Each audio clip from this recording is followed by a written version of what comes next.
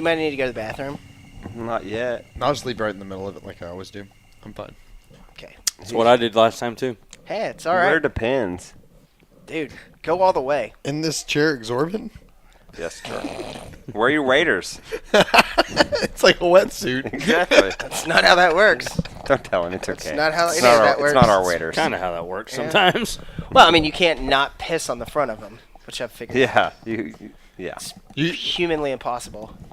Well, when you're That young sounds like duck you are not bringing enough pipe to that fight. No, I'm not. It's like a beanbag. It's like an acorn sitting on a beanbag. hunter, you just got to get the perfect arc. You don't want to lean back too much, but you don't want to. And as the arc lessens, you got to lean into it. You gotta lean into it. Like It's the Michael Jackson move. It's a good follow through. Is what it takes. Or just pull them down to your ankles. Yeah. And Like get a the push-up 5-year-old. and just let it shoot straight down.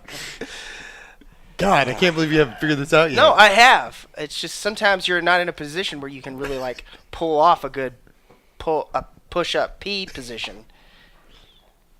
Welcome to the Stormwater Podcast.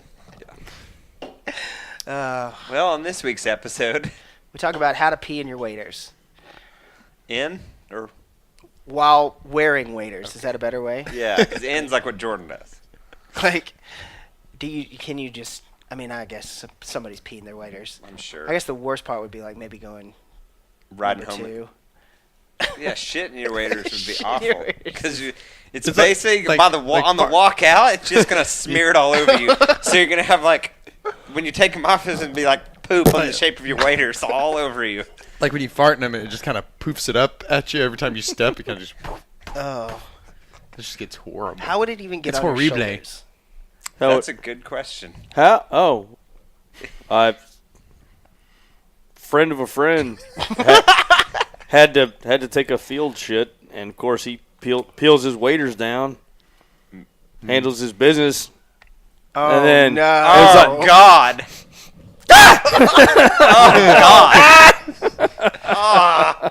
Shit on the straps. Yep. Oh my god! 100%, man. Watch those straps.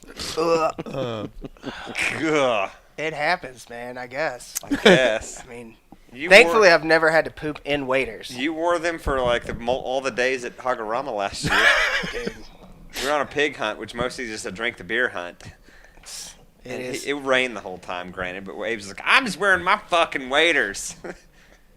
I'm surprised I did didn't have for, like, blisters 4 on my feet. I'm surprised you didn't have like bed sores or something. Sometimes your shins need to breathe every now and then. Well, we are at it again with our main man, Brian Donovan. Talking ducks. Duck openers on Saturday. Yep. We actually have The like tent. waterfowl weather in store. It's going to be cold. I'm hoping. What'd you say? You looked at the weather. What the weather? 35 forecast? Friday night. That's 35. that's for here. So Sucks. colder north, Man, I'd colder feel, out. Yeah. I'd feel really bad if I was gonna miss this one. Me Shut too. up. Exactly.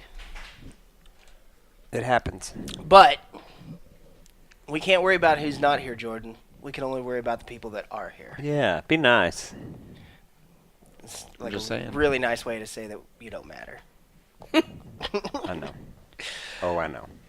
Oh, I get it. So, so duck season is upon us finally. I'm so excited.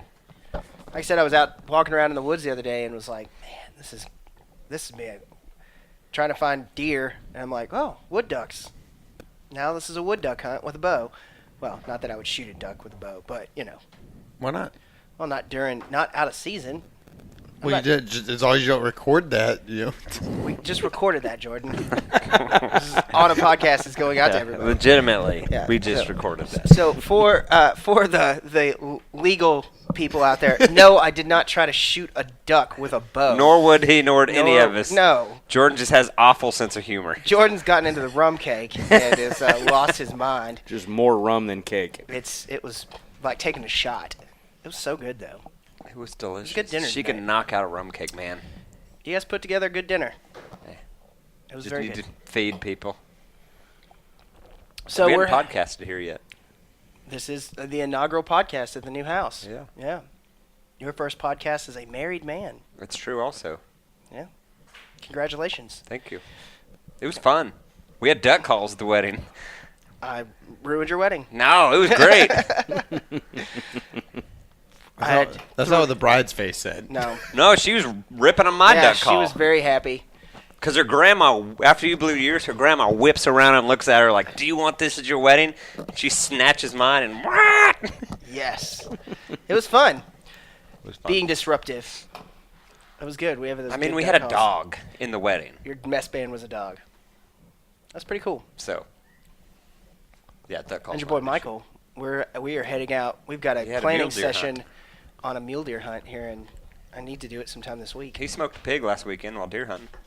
Oh yeah, Yeah. Old spotted Good for him. bastard. He lost his arrow, but it happens. killed a pig. He sent that second pig he sent off with an arrow in it. First one he didn't find. He found this one. Yeah, Expensive jewelry. it happens. Yeah.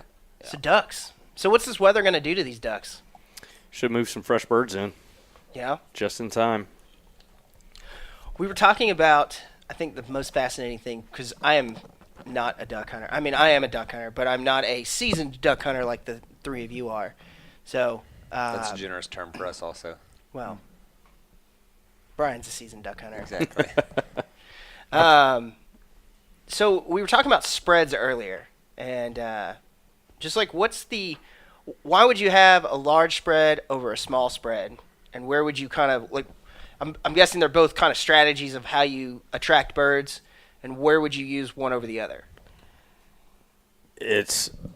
Yeah, and like I said earlier, there's a lot of moving parts in that question. You've got what time of year it is, how fresh your birds are, what kind of habitat you're hunting, big water versus sheet water versus sloughs and cuts and creeks and rivers, and so you just in general terms are trying to match what the birds are doing, how the birds are grouping up. If you're hunting the bay down on the coast, or you're hunting one of the larger reservoirs in Texas where it's not uncommon to see a raft of 1,000 birds, then you don't want to be running a spread of 10 decoys.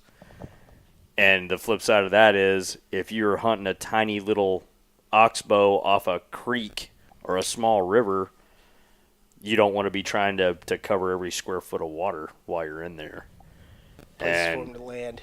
Yeah, it's when birds get pressured really hard, they're going to be in smaller groups, and you want to use smaller groups of decoys. So like this weekend, you could have success either way. You could have success hunting out towards main water using a really big decoy spread, trying to run traffic on birds that are getting busted up, by hunters.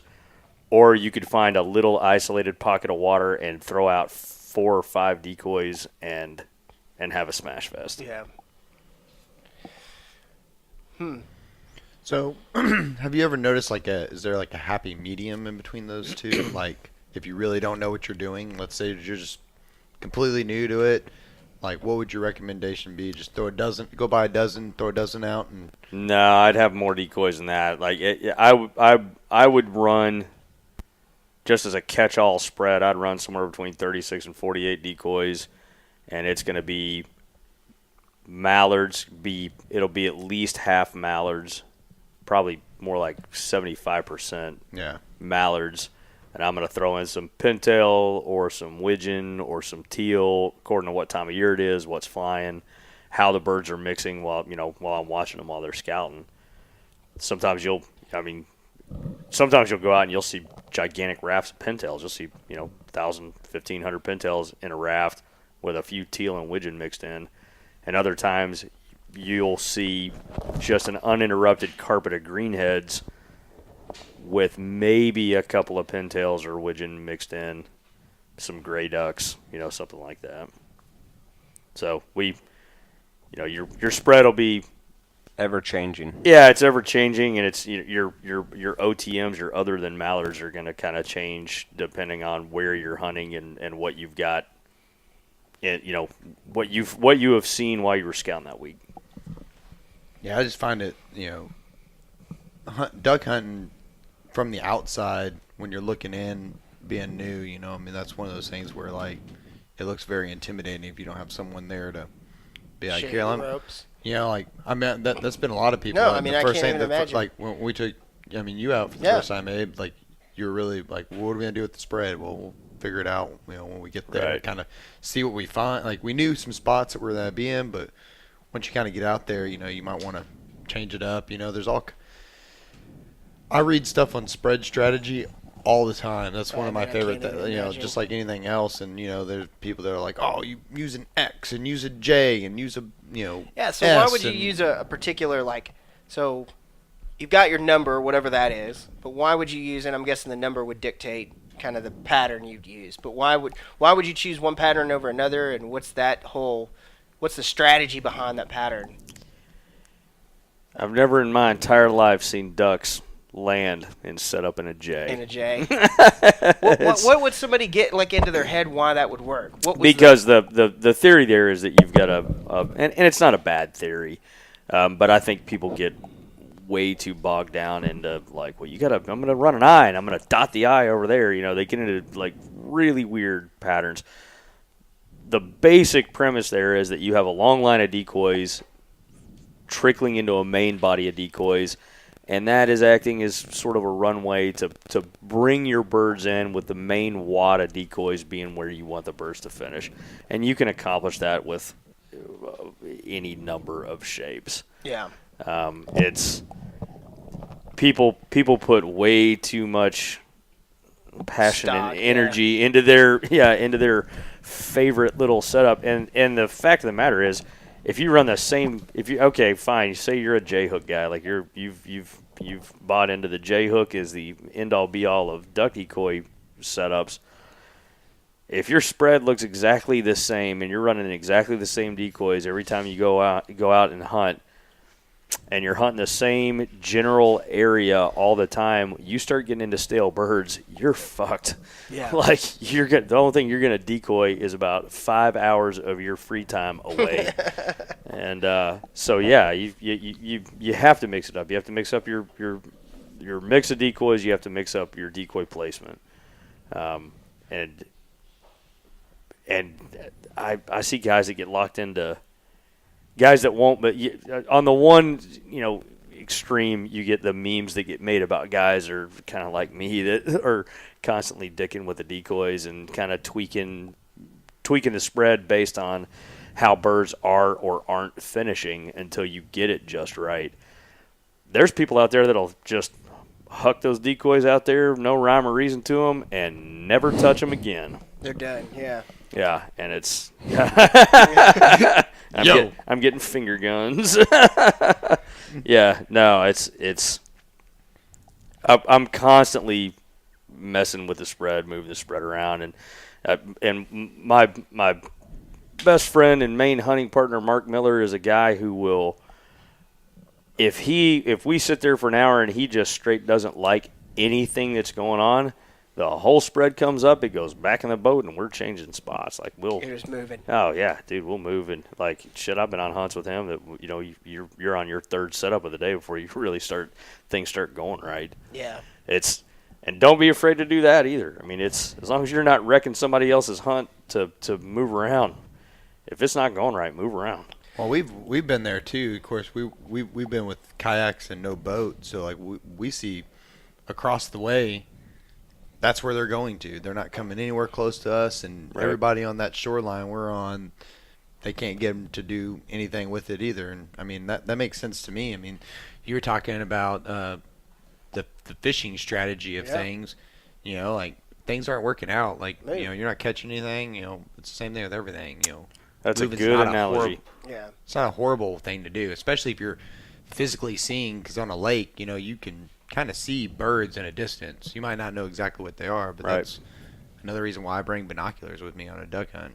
Yeah, You know? yeah, absolutely. Yeah. I'm a huge fan of the stick and move. Yeah, It's like- I mean, we Trying all to do. incorporate it into like the deer hunting aspect of what we're doing, even just because it's like you don't see anything, like just move and see what you can see. You just never know what you're gonna scare up and be able to get on. Well, that's one of Yeah. the reasons why I like duck hunting is because like you don't really have to be like super quiet. And Yeah. You don't really have you don't want to make a lot of sudden movements if you're not really in a good blind or anything like that. But But you still have a little bit like you can kind of tell like there's no nothing's birds. coming. I can move. You know. Yeah. I can go take a piss behind me, and not really worry about like. Oh, I don't know. That is the surest way to manufacture ducks. Yes, Right? that is. Works for me somebody dove taking a hunting, leak. that's for sure. I believe that's how we got your first one to fly in. Someone was taking a leak. Yep. Somebody go take a pee so we can get birds. That's exactly right. Yeah. So kind of talking some more about setup before we get too far off, but like one thing when you're talking about a runway, the best way to do it is most ducks will land into the wind, right? So Yeah, they're almost always going to land into the wind. The one bird that always seems to defy logic is teal. There's no rhyme or reason to how they land a lot of the time, especially on a light wind day. If it's a 5 mile an hour wind or less, they'll land any damn way they want to. But yeah, I mean, yeah, you're always wanting to play the wind. You're wanting to play the sun if possible. And my group has a miraculous ability to set up facing straight fucking east, like just sun straight in their face. We're idiots. right. But we're playing the wind right. Yeah, when Yeah. that happens, usually is something's going on with the wind that has forced our hand to where it's okay. Well, we're looking in the sun again today. Bring your glasses. Yep. Hope for clouds. Yeah, exactly. I'd say, I mean, it's just one of those things. It's just such a fun chase and such a fun pursuit of trying to get into killing multiple birds. Right. Just getting some. I mean, it's just like anything else. It's like hunting elk. It's like hunting turkey. I mean, especially like if you can fool an animal in its own element to come into you, that's just a very, very unique and cool feeling, in my opinion. Yeah, absolutely. It's a lot of what you see on, and we hunt, probably 70 to 80% of our hunts are on public ground, and it's amazing that the difference in how much effort guys will put into chasing public land deer and how little effort they'll put into chasing public land ducks. They got the same spot every time. Yep. Doesn't matter if the water conditions have changed. Doesn't matter what the wind's doing. Doesn't matter what this year's food crop looks like. They're just hunting the same couple. This is my 2, 3 spot. Yeah, Yeah, but this is my spot. But it always seems like those are the dudes that are like, got my limit, going home, and I'm like, oh man, like, really? Yeah, but Of course, I could have been last year's picture. yeah, Not that I would ever think about that. So, and there are spots that'll consistently produce year after year, but you The majority is not going to be. the majority of them are not going to, and then especially in a year like this where you're just everything in North Texas and everything down in the hill country, they're just pouring water out of these lakes. Yeah. So every time you go out there, your water conditions have changed, and sometimes they're changing in your favor, and sometimes if you're say you found like some flooded timber, which there's I wouldn't say an abundance, but there's a pretty good bit of flooded timber in the North Texas area right now that's not going to be there in another 2 weeks because of the amount of water that's being poured out of all the different lakes. Yeah. And it's just like, I mean, I feel like you could just, that's where kind of your knowledge of a piece of public land could come in handy, because you find yourself a place that's maybe even off the beaten path that you even have to maybe take a different approach and walk into. But, I mean, it's a nice open area with, I mean, birds see that from the sky. Right. Humans don't see that. And then all of a sudden you've got a bunch of birds somewhere where no one else is, and you're Yeah. walking out with a limit. I would conservatively estimate that we have at least 80 spots on public ground Yeah. that we can draw from based on what the water's like, what the weather's going to be like, what the wind's doing. And it's a variety of stuff from gigantic main lake points to just little isolated, creek arm bends that are difficult, very difficult to get to. When you say like water conditions, are you talking what in particular are you looking for to maybe make a choice on a spot based on water conditions? It's depth primarily. Okay. Yeah, depth primarily. It's if you've got in an ordinary water year, most of the lakes around the North Texas area, you're going to have smartweed as your primary food source in the open water flats. And if the lake level's not changing, then you can go pull the water data for a lake and know from the elevation that, okay, well, then these 5 spots are going to have water that's knee deep or so. It's going to be perfect for hunting big smartweed flats. Or, okay, well, the lake's 9 feet tall, 9 feet high, which means that I've got these 7 flooded timber spots that are going to be right, and all of our smartweed flats are under 12 feet of water. And therefore useless. It's just useless. Yeah. It might be good for crappie spawn when the crappie spawn starts. It's a couple months away. It's about to that time. January, February. Yeah. Can't wait. Don't get me started on that. Yeah, I was the same. That's not a can of worms we need to That's open. a sickness I have. Well, man, it's fascinating to how you approach it, and I don't know. To me, it's just one of those things. It's like a new adventure to try to get into because I didn't grow up duck. Right. It was just nothing that. Just my dad taught me how to shoot, but he wasn't taking us out duck hunting, And so when I met these fools, I was glad I got the addiction. Right. Yeah, and there's an abundance of tools available. Up until, not that long ago, 8 years ago, maybe something like that. You look at my truck this time of year, I'm going to have Roads of Texas, Texas Gazetteer. I'm going to have a bunch of USGS quads. I'm going to have a bunch of Corps Engineer maps, just a mountain of paper in there to do all my scouting. And, we put in hundreds and hundreds of miles of windshield time in the truck, and we put a lot of hours on the boats scouting. And that's, you can't overemphasize how important it is to scout rather than to be the guy that just goes and hunts the same spot every single time and you just kind of get what you get. Yeah, like you said, that always seems to be the guy that shoots the limit. Yeah, he may do that from time to time, but he's not going to do it every time he hits the water. Yeah. So when you go out and scout, like, what do you, let's start with something like a map or Onyx or some sort of, however you're using either a digital map or a paper map. What's grabbing your attention about a spot that, if you're looking at a map of a new lake that you've never been to, which is probably pretty difficult in this neck of the woods, but if you've never been there, what are you pointing out and going, all right, we're going to start here. Right. And this is spot 1, 2, 3, 4, and 5, The first thing that I would do is I'm going to get my hands on most of the hunting on the lakes around here is governed by the Corps Engineers. And then, a couple of them are Type 2. Okay. I'm going to grab the official hunting map, and I'm going to compare that against Onyx. And then I'm going to scout every square foot of huntable property. And if that takes a week of scouting full time to do, fine, but I'm going to know more about the lake than 99% of the guys on it. Yeah. Just every little bend, every little place that it tucks up into some woods. I'm going to check. I'm going to be looking at Google Earth photos, trying to find oxbows. There are you can find oxbows on public ground where there's no trace that anyone's ever even hunted there before. Yeah. Because they may be kind of a pain in the ass to get to. Yeah.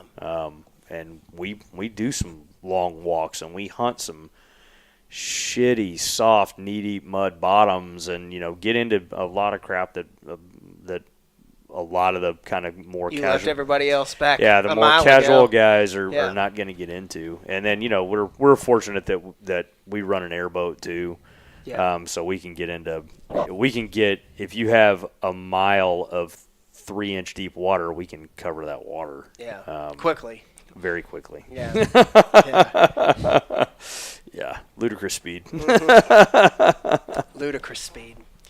Yeah. I I've turned into like I said, even like when I go out, I'm like, oh man, this seems like a real good spot, Right. that no one's gonna be at and I hear ducks or I see ducks, and so I'm like, okay, well, this is mark that on the drop a pin there, Yeah, And, I mean,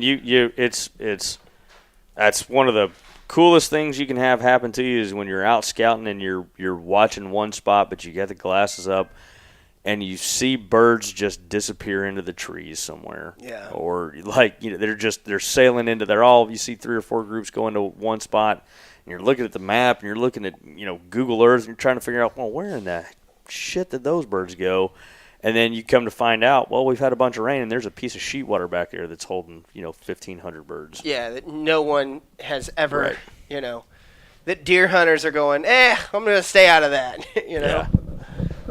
Yeah, I'd say, it is a cool feeling. I'm looking forward to it. So, Saturday's going to be fun. Yeah. Yeah. It's, we hunted the Oklahoma opener last weekend. It was not great. Yeah. Just warm? Stale birds. We hadn't had any real significant weather in the week leading up to the season. Nothing, radically changed in the weather. There's water all over, the tier of counties that are kind of along the Red River and kind of up into central Oklahoma. Guys up in central Oklahoma, further up, they had a much better opener. Yeah. Yeah, I was deer hunting up in Oklahoma last weekend 2 weekends ago. Mm-hmm. And that place was like ridiculously covered in water. Yeah. It was insane. Yeah. The amount of water that is up there, and I mean it's everywhere right now, but Yeah.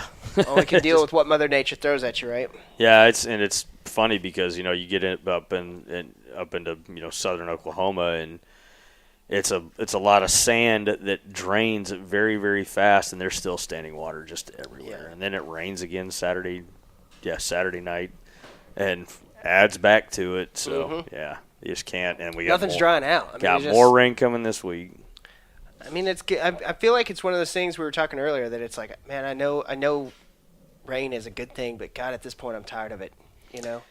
It makes things more difficult when there is so much water and you have not great numbers of birds, and it just scatters them thin. I mean, there's Before last seemed like that too. What's that? The year before last, I recall being like that too. Yeah. Just a shitload of rain. 2015, my God, 2015 was Maybe it was 15. that season was pretty good because towards the end of the season we had really, really good numbers of birds, and we had sheet water in all the exact right places that we wanted to have sheet water. Things that were sort of seasonal wetlands that had a lot of smartweed that had come in, and then that flooded up. We had some flooded winter wheat fields that just had just a few inches of water in them, running full body spread in there and just crushing widgeon and pintails. So it can really help, but in order for it to help, you have to have the right weather and you have to have a gigantic number of birds. Yeah.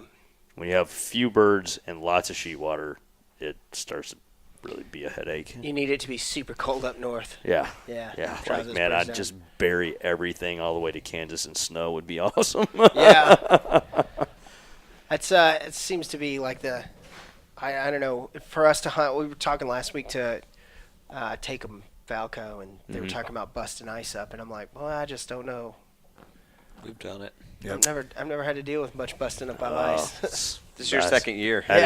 That is my jam. Oh man, last year when we had that cold snap where it was down around 0 degrees, and it was funny. We had a couple of guys in from Montana that were hunting with us, and they were making fun of what a bunch of pansies the Texans are about cold, because we're all dressed up like Ralphie's kid brother, and Yeah.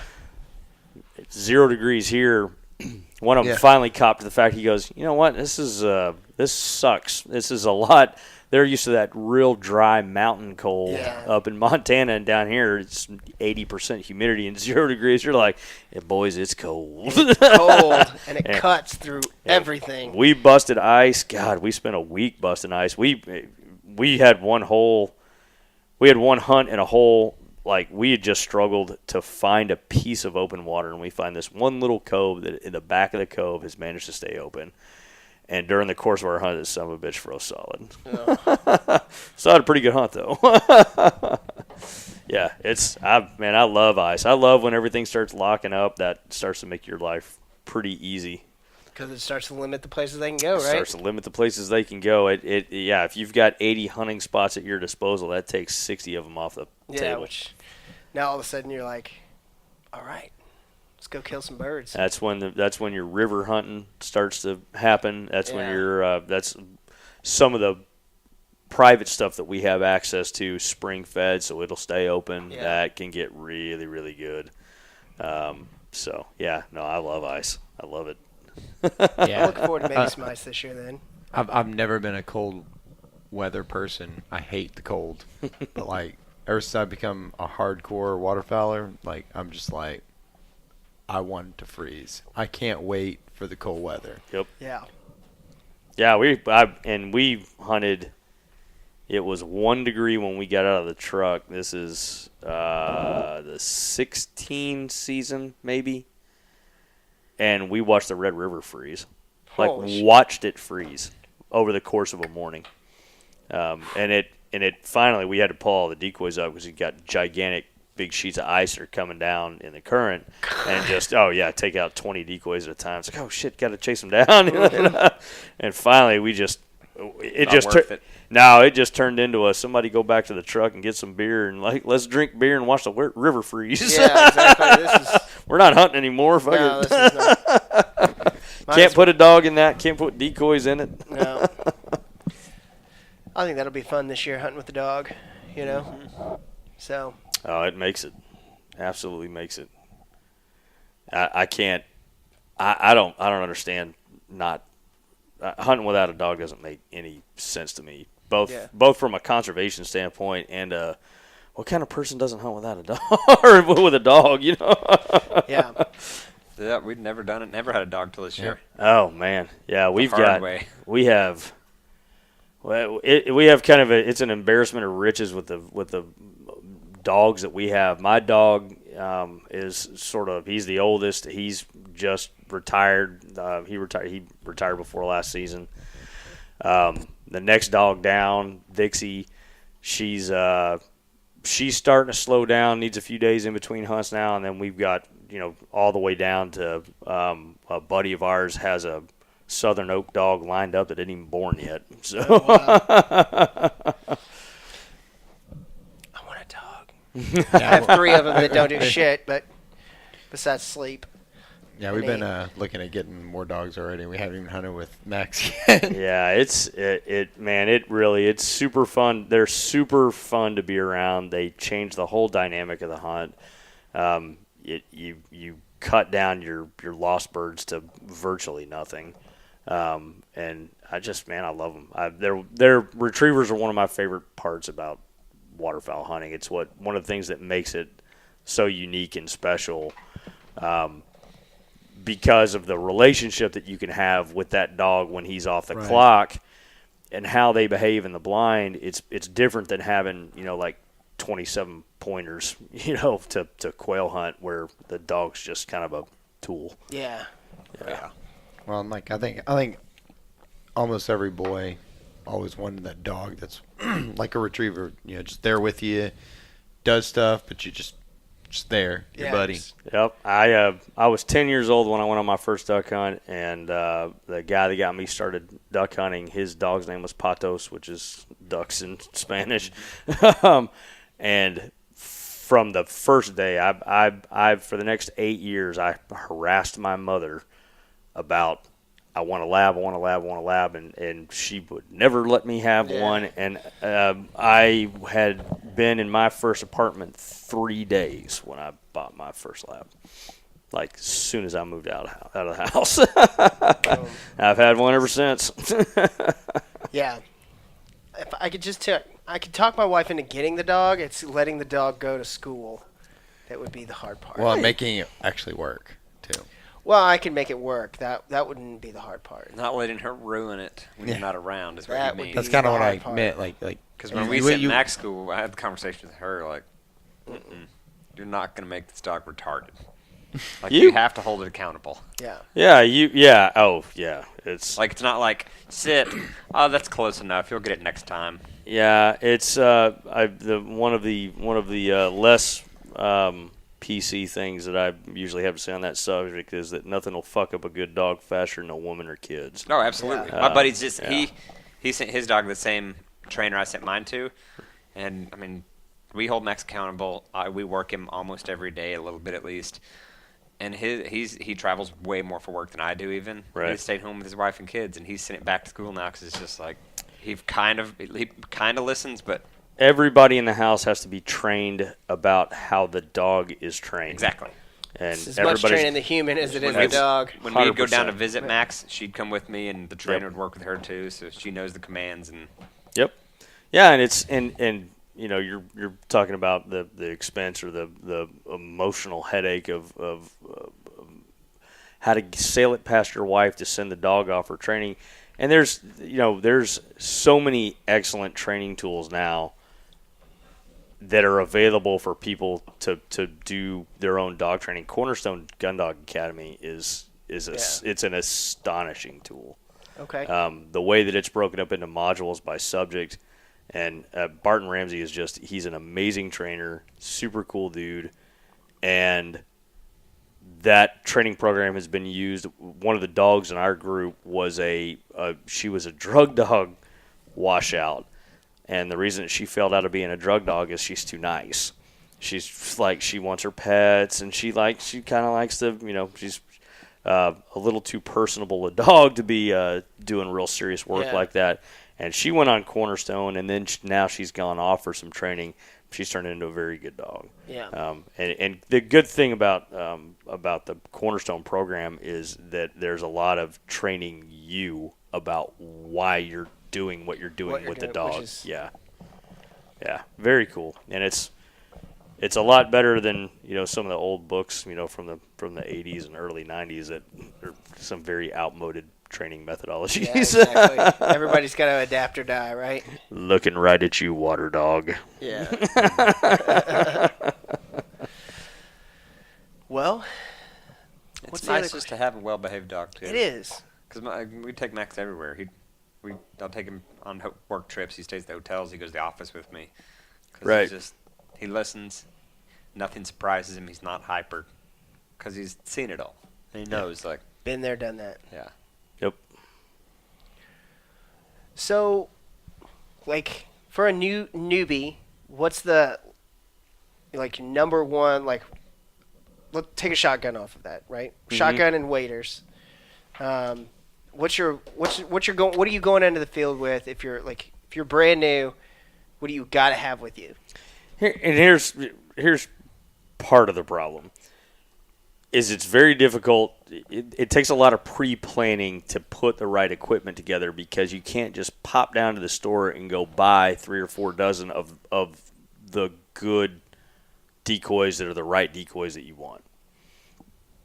There's nowhere to do that. Even Cabela's or Bass Pro Shops, they've got some decoys, but they're not going to have all the species mix that you want to put together. They won't have all of them, or you'll have to mix brands, which for some people is a big deal, and some people it didn't. So you're going to want to go in with a good decoy spread, which means you're going to have to get into the Max or the Rogers catalog or whatever and put some thought into what you want to buy and buy it ahead of time because you can't just go buy it spur of the moment. And then the other thing is learn how to call. Learn to call. Like mother of God. Go out there. You go It's so bad on public land. Yo, God, it's just like There's the no ducks in world, sight, and there's rock. World What Kazoo are you Championships calling? 2018. Just for the love of God, learn how to call. Yeah, I practice mine every day. It stays in the truck, and it's just every day. And I'll tell you what, the difference between the call that I got from Jordan, which was here you go, buddy. You got it on your first hunt. Here's your call. Practice a little bit. Right. 2, we got that. Nice double reads. Yeah, that were custom made for us, and they're I blew that for the first time and was like, oh, that. That's why you pay a little bit more money for a good call. And that's completely true. Like, I mean, I started off with the Mallard Magic Buck Garner Yeah. twin pack with the teal and the Mallard Magic, and you know, I mean, they worked. Yeah. They're hard to get to consistently work right, and you know, I blamed it on myself not knowing, so I just kept on trying. Then I bought a little bit more expensive of a call, not a lot, like $30, which is one I gave you. Yeah. And you know, I noticed this. The more I stepped up, the easier it got. But it's a lot of the things too of like a lot of people tell me it doesn't matter if you have a $10 or $150 call. It depends on the call and how that call works. Does it work for you? You know, different calls have different soundboards and the way that the reeds get pressured and they're tuned differently. So like if you're good at getting a lot of pressure behind those reeds, one might work better than another. Yeah. Right. So. Yeah. No. And so the thing about a call is that it's a woodwind instrument, and it's like any other instrument. As a general rule, the more you pay, the better of an instrument that you're going to buy. The reason that an acrylic duck call costs what it costs is because it has to be CNC lathed. But the reason that you want the acrylic call is because of the tone that it produces and the stability of the material itself. Yeah. It's not affected by temperature changes the same way that like a Delrin or just a straight plastic, just plain old plastic duck call is. And it has a much more resonant tone to it. That thing is like crazy. That acrylic ones we have is crazy. The difference in the sound quality, you know. It's that was the thing that like just calls and just like starting to see. Like I get why you're obsessed with it, you know, but I have a problem. Like it's not. I'm not really obsessed. I have a problem. You know, and the flip side of that is J.J. Kent, who left us way too early and was just a very excellent duck caller. And I used to hunt with him a lot back in the 90s, back in the mid to late 90s, and at the time he's running some very nice acrylic calls on his lanyard, but he also had a Haydell's DR85 that he had tricked up. He'd gone in there and shaved the reed and kind of messed around with that thing. Yeah. Holy Lord, I've never seen anybody whale that call the way that J.J. King could whale that call, but he'd been blowing it his entire life. Yeah. I'm a huge fan of those. Lava acrylic. Yeah. That's pretty cool looking. So this is guy. His name is name of his company is First Flight Outfitters, and he made us a couple calls. Is that a double? Yeah.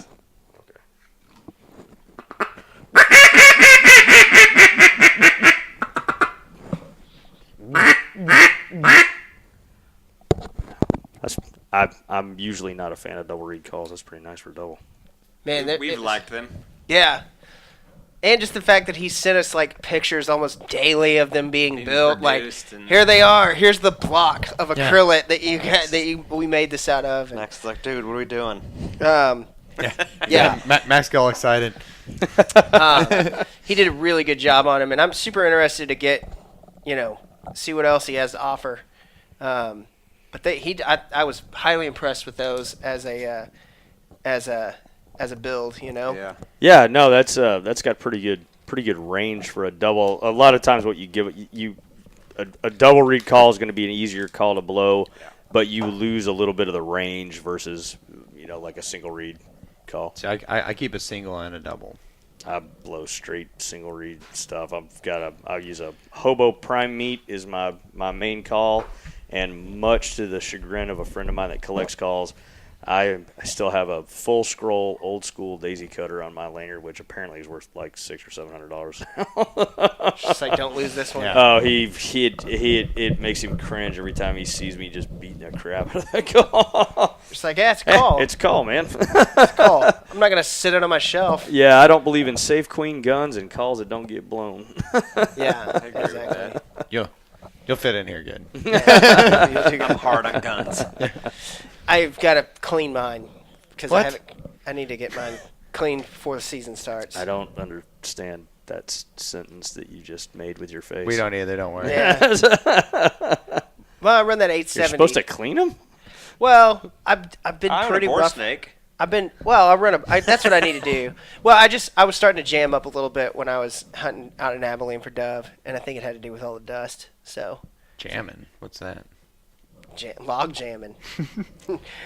Yeah, I dealt with a little bit of that. I'm gonna blame that on why I didn't get a limit second afternoon. Nah. You're Yeah. a Grinch. Son of a bitch. What?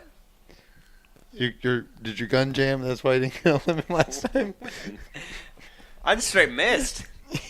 Yeah, I did a lot of that too. Max, quit licking my foot. Jeez. Jesus. Well, what else do we have to cover about ducks? I don't know. I'm trying not to get super in duck mode because I'm not going to be back till Sunday 2 night. weeks. Yeah, that's what happens. Oh, yeah, the week 2 afterward. weeks. I may burn off some work and go hunt during the Yeah, week. me too. I got a message from the manager that was like, "You have vacation time and sick time. Use it or lose it." I was like, "Well, I'm sick right now. I just got sick. I'm Well, sick." see, we're here in a little while. We're going to go down to my place, my little private land, and my dad was telling me that the tank that's normally empty is full of water. So I was, Oh, does that surprise you? well, I mean, I'm just saying that. I wonder if that means ducks. Yeah, I might just throw my shotgun in the truck just in case. Well, then I'll bring We mine all too. should. Absolutely. What's your favorite duck recipe? Man, so Mark, my hunting partner, he turned me on to this recipe several seasons back. It's his wife's favorite way to eat them, and it's become my wife's favorite way to eat them, which is to make duck parmesan.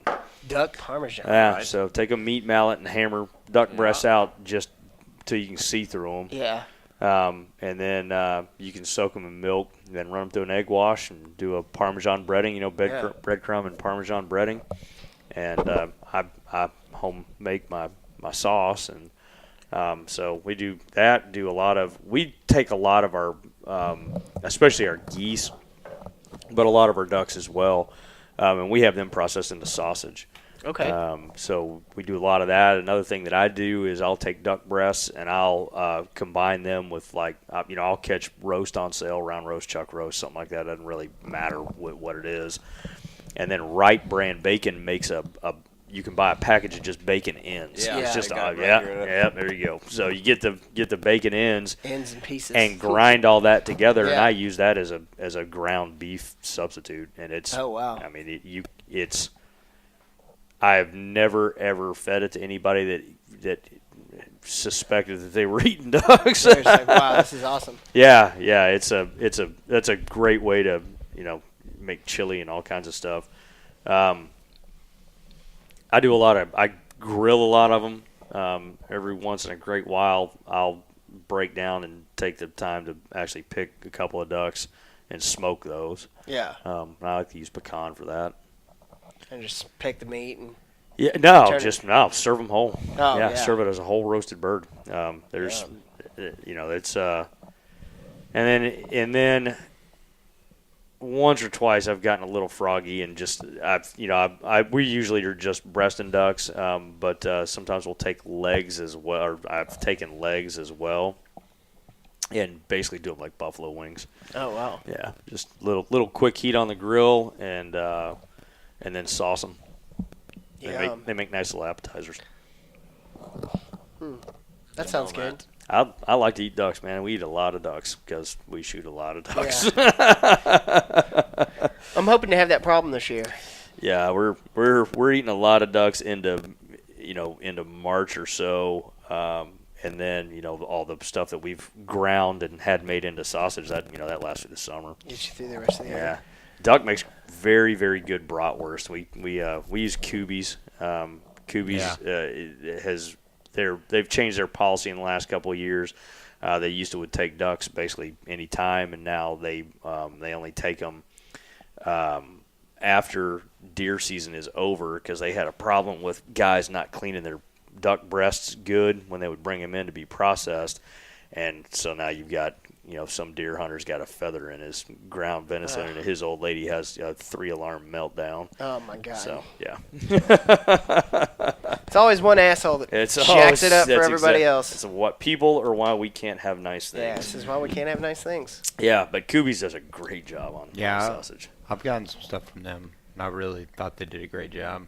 I need to find out if so I was given some black buck antelope meatballs that came from Cinnamon Creek. Oh. They were just unreal, like so good. And I need to find out if they will take waterfowl for meatballs, because I would love to have some of that made. I'm gonna need to call them this week. I've heard Cinnamon Creek's pretty spot on with their processing. I never used them, but yeah, I mean their sausage is good enough that they have like their own sausage company now. Yeah. I was just reading a deal today in the Lone Star Outdoor News, little paper there that they were the ones that catered the Lone Star Outdoor News Foundation wild game dinner down at the Beretta store. Huh. Wow, that's pretty cool. Yeah, we've gotten into cooking a lot of pastrami, making duck pastrami, which is pretty good. And my favorite way, that's my favorite way to make. I love making deer pastrami. Right. And I don't know. I'm a fan of cured meats. That's good stuff typically. So. Yeah, it's people that. People that say they don't like to eat duck must be eating ringnecks, I guess. I don't know. Don't know how to cook it or something, Well, and the other thing that a lot of people are not doing is aging their birds, and it makes a gigantic difference. And so we leave our birds completely whole, breast up. I've got a beer fridge in the laundry room that just gets stacked up with birds, and I'll age them anywhere from 5 to 10 days before they get clean, and it makes a huge difference in the flavor. It makes the flavor a lot milder. Just gutted, stick a whole bird in there? Whole bird. Like we're doing that this year. Straight I've heard from a lot the field. I've never done it either. Yeah. We both got spare fridges. Yeah, and so just put them breast up so that everything kind of drains down into the body cavity.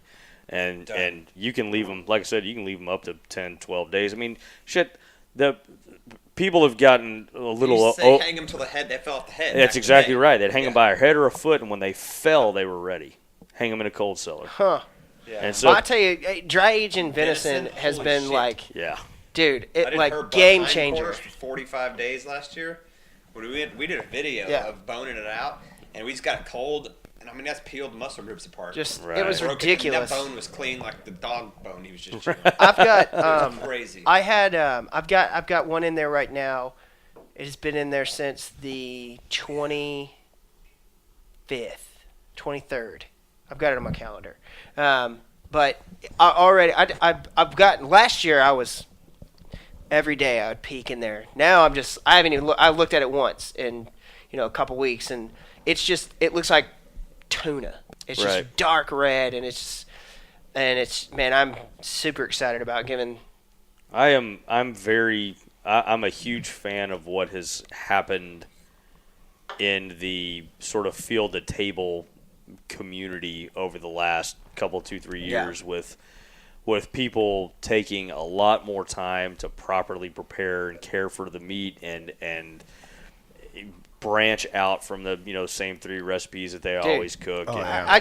Every single year agree I with kill a that. deer, I would kill it. I'd make sausage out of it, or I'd make jerky out of it. yeah. That's it. Leave And the neck in the woods. I hear that a lot. Oh my God. People back. Oh, well, I always leave my neck. Yeah, Like what my the? dad doesn't eat anything. Her parents don't either. We call them food babies. We don't eat wild game. I said, where have you had it? We just don't like it. You didn't answer my question. Yeah, Yeah. that's exactly right. Like, who fed you shitty deer? Just tell me. Right. Like, who fed you? I'll feed you good deer. Who rubbed your back straps on the tarsal glands? Exactly. Or who shot that thing, threw it ungutted in the back of the truck, drove 2 hours back to town, sat in the garage for a couple hours, they unpacked their shit. 70 I saw- degrees. Got out there I saw that at and Kubi's. kind of started butchering it, got tired of butchering it, and just hacked on it. Like, no. Yeah. You had shitty deer. Yeah, there's so many good Instagram accounts that you can follow that have proper proper care and preparation of the meat. And I think Steven Ranello's done amazing work. Yeah. Wonders for the opening opening the hunting community's eyes to what's possible on the food end of that equation. Yeah. Aside from just the outreach that he's done to people that are not hunters. The tiny bit of hunting I did before moving to DFW years ago was not like nobody in my family hunted. It was a friend's stepdad. But I mean, all the deer were backstrap grind and sausage, and that's all you did with it. Yep. And the backstrap was fucking shoe leather because everybody had everything cooked because it was wild. Right. Like, Yeah, it's. I mean, it just so foul, disgusting to me now. Like thinking about that, like, oh my god, ruined such good meat. I mean, I hate making deer sausage because I feel like it's a waste. I will, but I'd rather. I don't mind making deer sausage, yeah. but it's gonna be like I'm taking Yeah, all scraps. truly It's the scraps. scraps of the Right. meat are going into that. You Well, know, not just that, but And I don't especially when grind you- anything immediately. No, like it's- if I decide I want to grind something, I'll grab a hunk of something else and grind it right then, and then make burgers or whatever. But Right, and when you have more than one deer too, that's another thing. Like, I mean, that's when I had someone ask me the other day for deer jerky, and I was like, if I get more than 3 deer, I'll make some jerky. yeah, Sure. Last You know, because like, I mean, Exactly. deer jerky's delicious. Don't get me wrong. But it's I like it, meat- but it just waste. takes so I'm not much waste. fucking up a roast so that you can eat jerky. You know, Yeah. I tell you what, some of the best jerky I've ever eaten in my life came from one of the most unexpected sources. It was a guy in my Ducks Unlimited committee, and he was like, "Hey man, we're making jerky. You want to come over?" I was like, "Yeah." Like, what are you making jerky out of? He was like, "All our snow geese." It's like, what the fuck? I've heard that. really, like out of the I've What? seen them make it out with those like guns and just No, make not little the sticks. gun. He's actually, deal. he was actually Cutting. He would pound it out flat, Oh, wow. and then cut it into strips, and then throw that in the dehydrator. And he had, like tiger sauce, like the hot sauce tiger Yeah. sauce. He had an Asian marinade that was based on that, and then he had just like a regular like hot and spicy, and then just like peppered. And if you want to, I mean, it's like, holy crap, you've discovered a way to make sky carp edible. Yeah, Because that is, I don't care how well those are cared for, that's just not a good bird. it's just a gross bird. Have you ever eaten coot? Yeah. Yeah. Yeah. No, You never can't again. do a whole hell of Yeah. a lot with them either. That went straight into gumbo because it just was so weird. Butchered out last year. It's like, nah, anything's good in gumbo. I can make a hell of a gumbo and I can hide shit in it. Yeah, Yeah, exactly. it's just, you can't it's do rough. a lot with coots. I make a really bunch of pig jerky too. Yeah. That works well. Yeah. I don't mind eating pig as a whole, but when you get a 300-pounder and shit and have all Yeah. this, like how much pig do you actually want to eat? I mean, at jerky. some point it becomes just Yeah, like I gotta figure out something to do with this. when she shot her buck last year, she's like, I want to make it in jerky. And I said, buck, no. You're not turning your first buck into jerky. Mhm. I said, I'll shoot a little doe. Is at our buddy's place we're Yeah. going to. I was like, I'll shoot a doe and jerky the whole bastard out. And I did. Right. So she had all this jerky for her family. I was like, we're not turning your damn first buck into jerky. Yeah, that's no. that's No. not That's a happening. sin. No. Everyone's cringing for you. No. Yeah, that's I don't get the people get it in their heads that they just like they don't eat wild game. Wild game's terrible. I don't know why anybody would eat that. Man, you give me a great big fat ass red leg mallard that's been feeding in peanut fields for a month. You can yeah. kiss my ass. That is good. Yeah, tasty. Well, Yeah. in the Hank Shaw's book, it was pretty good. The Duck Duck Goose book, and he goes over all like just what you just said. Like he was like, there is, it's almost like a pig. You walk up to a pig, and like, all right, this pig is definitely not even going to be taken, or this would be good for these certain things. Like the same thing with ducks. Like if they fly down, in salt water and stuff like that, they normally have a different flavor to them. Go ahead and take the skin off of them because that's where most of the flavors are, and use them for these kind of recipes. And he breaks it down and all that stuff. Yep. And it's exactly like what we've been talking about is Yeah, those get the education and it'll open your eyes. Yeah, and it's and just like you're exactly right. The variability in flavor that's possible. That's part of what makes it interesting. But like I said, you give me a January mallard that's got a crop full of peanuts and has been hanging around for some time. My God, I'm getting So good. I'm getting hungry again. Yeah. I like I said, that's become one of my favorite things. Is like I sit in the stand and I'm like, what am I gonna make? What do I want to make? Like that becomes the thing for me is what I'm gonna make out of it food wise. Mm-hmm. And so I've got my buddy shot a deer and he was like, yeah, you can have the neck. I'm like, oh, deal. Yeah. That's What else don't you want? So Sold. he gave me a quarter off of one, the back quarter off of one. He gave me the neck and I took the ribs and yeah. was like Ribs are very happy as could be. Yeah. They're Sold. very unutilized. I would be willing to bet that 98% of the ribs that hit the ground in Texas get left there. No doubt. I think that's a very safe My number. cousin was watching me take a Sawzall and cut those ribs off that backbone, and he was like, "What are you doing?" Mark was telling me he saw on I think it was the From Field to Table Instagram page that there's a way that you can cut. You're cutting through the rib, and when you pop that out, you've got the tenderloin The medallions? and the backstrap as shit. medallions. Yeah. Yeah, on a bone. John Dudley was showing the other day too. Okay. Because I want to do it this year. Yeah, I'm hard in Yeah, on they that. look like they're chops. They just look like a big ass, Yeah. Like lamb like a chops. like or a the tomahawk. like a- tomahawk. Yeah, there Yeah, you or go. lamb chops. You know, you've got the rib That- coming up. So Yeah. it's like a double meat lollipop. that Oh my god. well, one of the guys at work has been telling me about that. He's been doing it for years, and he was like, "Yeah, he keeps a couple ribs in there, and he cuts them up like the crown. What do they call them? Crown roast. Crown roast. There you go. ties them. And and he was like, "I make them Oh like my that," and I God. was like, "Dude, Yep. Oh that's my god. amazing." So I mean, that's I just the should kind of have some thing- deer for us to experiment on. So we're missing duck opener because every year we get invited to our buddy's place down in McAllen. Yep. His family's high fence ranch. I mean, they're calling 8 points, Right. 8 and 9 points every year. But they're like, come shoot. Okay, a bunch of fine, deer. I'll Like, come help you I'll okay. come take care of shoot your this deer. Yeah, problem. so I every year they're guess. like, oh, you can shoot 4 deer this year. I mean, I don't Instagram grip and grin, but by God, I feel a freezer. That's Yeah. exactly. So, yeah. I mean, I think we'll get. They said this year we can It's- take I mean, at I just least think- Anybody that happened the other day. I think Lake Fort guy. He posted up something where he was showed a deer getting shot, and it took out the feeder. Yeah. It was on, and like it was a crazy looking video, and most of the comments was knocking the feeder. Look, no, all these knocking the feeder. Like they're like, man, that guy's hunting on a feeder. Probably is a fucking high fence place People don't too, and it's understand like, how Texas hunting works. no, I mean, I don't like high fence, but I've hunted it before. Yeah. And every year, You I know, go to like- my buddy's place and I bring home 4 deer. But and I if- fill Right. the freezer, and then we go bow hunt.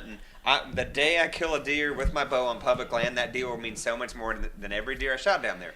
But we're going to live off that meat for the next year. It's called a grocery store. Yeah. That's Call it exactly a right. grocery All you're Call it a doing grocery hunt. is grocery And- shopping with a rifle. And that's what I was gonna say. Like, what's the difference between going and buying your beef at the grocery No. store? Like, okay, you still had to shoot That's something. That's exactly what I said. You know, to like- them. They said, you're not going to make duck opener. I said, no, it's our grocery hunt. Yeah. That's what I It is call. what it is. But I mean, it's a I'm grocery not- store I'm hunt. not scared of it. But you Yeah, know, put a bring- wiener in your mouth and you're still gay. I mean, like, that's it is what it is. Jesus $20 is $20 Christ. bucks. I ain't gay, but $20 is $20. Exactly. So, The rum cake's kicking in. Nah. That's just out of my system. professionals. Yeah. That's just Jordan and his brain thing. So yeah, it's I like this hunt for that reason. I can be like, I'm gonna butcher this deer real weird this year because I fuck it up a little bit. Meh. Yeah. It's not a big waste. Yeah, and that's a problem. Like, I mean, problem, That's how I yes, but learn not is real. these Yeah, deer but every that's. year. I mean, sometimes you just got to learn. You just got to bite the bullet and just try it. So If it doesn't work out, 110 quart, and we'll bring you back. know, You can always turn it into sausage. exactly. You know? Exactly. Nothing's too late for sausage. That's exactly We're right. gonna bring back 4 deer next weekend, and butcher the shit out of them, and make a full deer worth of jerky, and probably try to make a crown roast. Dude, I Like, want to just see do that weird- crown roast. I think that would be awesome. Done. Done, I son. talked to Dan today about squirrel. He's gonna bring me some more squirrel, so Yes. I can do your empanadas. Yes. So last, Squirrel and pinata. Hell yes. so Dude. what? You That should, was- you that was- should have That was his a banh Ranella mi. thing, I think. The So I- squirrel banh I mi confit some sliders. squirrel in my sous vide in olive oil for 24 hours, Okay. and pulled the bones. I mean, it was just falling apart, and I quick pickled some daikon and some carrots, and I mean, did sriracha mayo, and we did squirrel banh mi. It was fucking It awesome. was Yeah. so It good. was so good. It was really good. So good. I got real into the empanada program dove hunting in Argentina. Yeah. Like They love Yeah, that. it seems like a I badass way to do that, too. I ate a Shits lot, were I ate a dove. lot of empanadas. No, they weren't dove. Well, I'm trying to think. You don't know what kind of. We may have actually had a dove empanada on the last day we were at the lodge. But I mean, shit, we ate empanadas almost every day. Man, We they're talk so to people good. so much about the weird shit we try to make, and everybody, even my coworkers, like, what? Dude, We ate it. It was delicious. I'm going to In try. Hawaii, we had a big discussion about squirrel. And they're like, well, do you actually like it? And I was like, if it's done right, it's Yeah, dark it's meat chicken. terrible I if mean, it's not squirrel's awesome, man. It's fun. It's I like perfectly squirrel. fine. Exactly. But these people are just like, I don't know, man. Like, well, I didn't know either. But then I got some squirrel. And then somebody handed me some And I said, huh. with some blue cheese I do with and this? fried those things up, and I was like, Yeah. God damn, these are good. Yeah. I had a couple of guys from Louisiana when I was, this is 20 years ago, that I was in my mid-20s and they were a little bit younger, and they lived in 2 apartments across from me. And the place that I lived was in Lakewood, and it was a smaller community and just had like a big open courtyard in the middle. And they decided they were going to have a party, and they're going to cook a shitload of squirrel, and they're not going to tell anybody what it is. That's the punchline. And so, I support that. and yeah, and so, and they did it just kind of a typical Louisiana, pan fried everything, made a brown gravy out of the drippings, and then put the squirrel back in until you could pull the bones out. Yeah. And this smoke show little blonde cheerleader type from SMU is at this party and hammers 3 plates of that shit like it owes her money. And she's going on and on to this guy that threw the party about how good his chicken was, and he finally said, that wasn't chicken, that was squirrel. And I just watched every ounce of color drain out of her Yes. face. She was gone about 30 minutes later, which really upset me. But Yeah. I just don't care anymore. I don't Maybe it's give a 'cause, shit anymore either. Yeah, I've cut so many animals up and tried so much weird shit that Pico, you could feed me anything and be like, huh, all right. I mean, the only thing That's I cool. probably get really skittish about at this point is eating like brains. Nah, dude. No, I'm not a fan of that. Thymus gland. Sweetbreads. I'm not a fan. You don't No. like sweetbreads? I don't eat No. organs. Oh, God. I crush some thymus gland. I had heart that was really good. Nope. good. I like I'm heart. out on that too. You don't like heart? What about liver? Nope. No wiggly bits? Nope. No wiggly bits. I'm not. I'm not a scavenger. I don't eat organs. Yeah. And I know that's not a fashionable thing to say anymore. I mean, everybody's all into eating hearts all of a sudden. I just I like had 'em. I had I've always liked heart, especially dove hearts. Beef heart's like pot roast. Oh, the dove hearts! My God, man, my lab will knock you down for a dove heart. Yeah. That's God. what we were with the Loves dog 'em. opening day, on dove opener, and that was like the dog gets the dove hearts. Absolutely. And Yeah, it's I've got a friend that runs a raw feeding co-op down in Austin. For a long time, I would save all my hearts and livers and little, sometimes you get in there and get like goose lungs, tracheas, all that stuff. She wanted all of it for her dogs. And that, everybody asked about Max. Would you raw feed him? You think that's better? I said, if they get enough, I think the biggest issue with that is bone content because they need so much bone.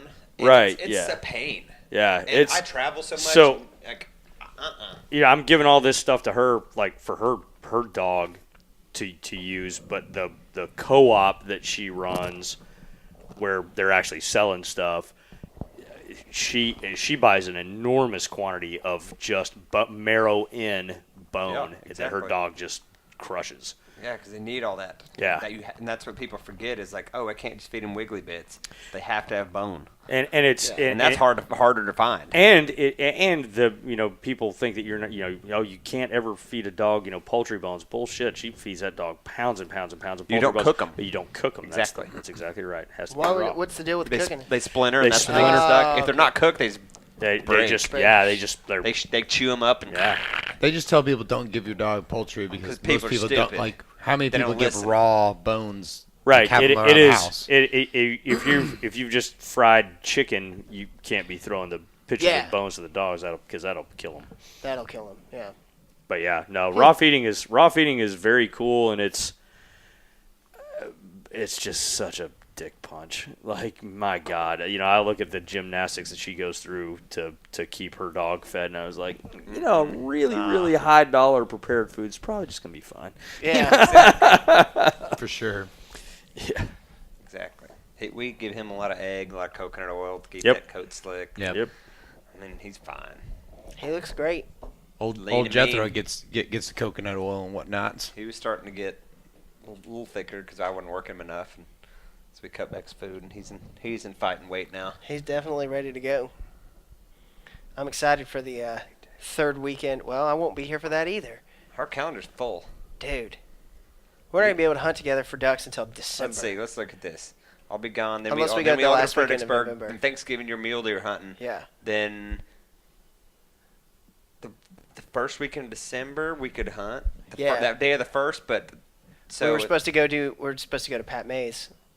Yep. Are we? Yep. I didn't put it on my calendar. With Well, special It's guests. on my calendar.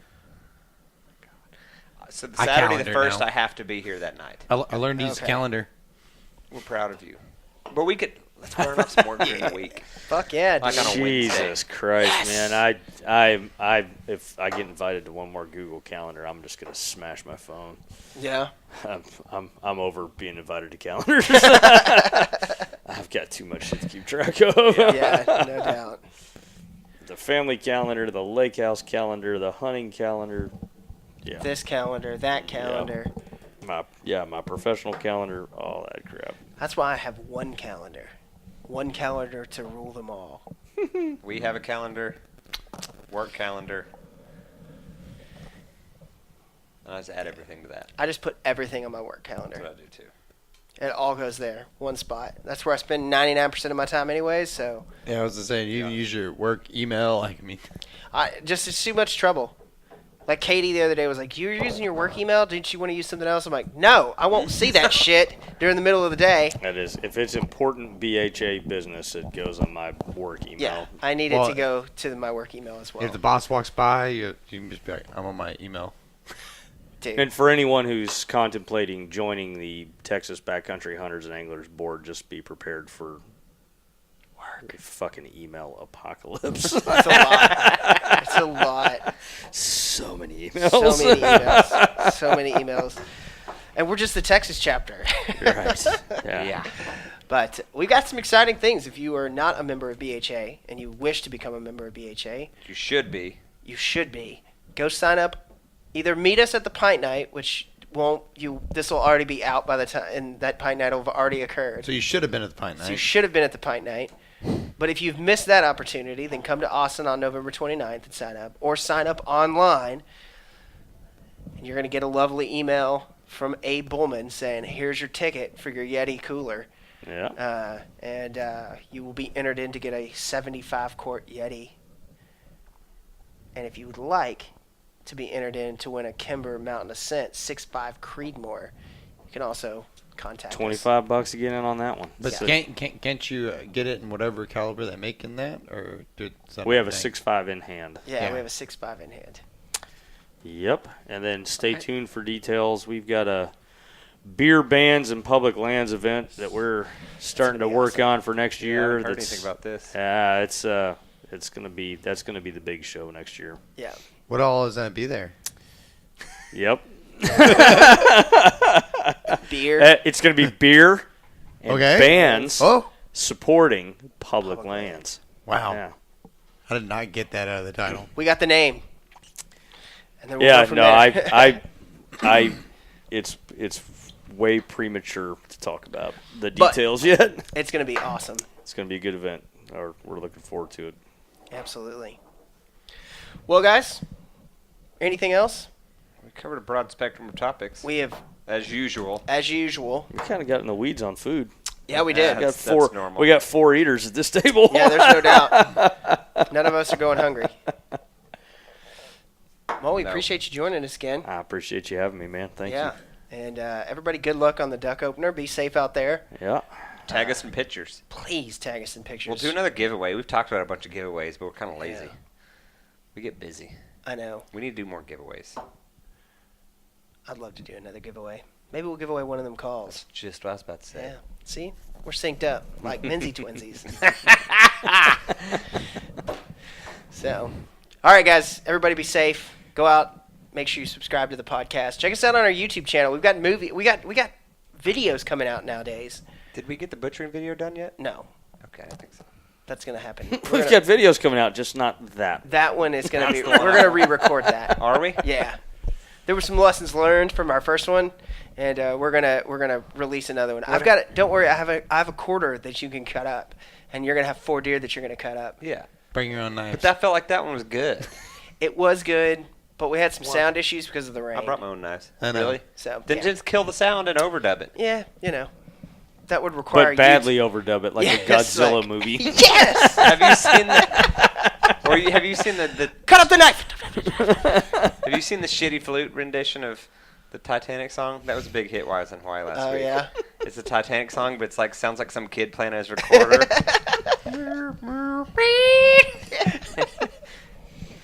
I'll have to check that out. You should overdub it with that.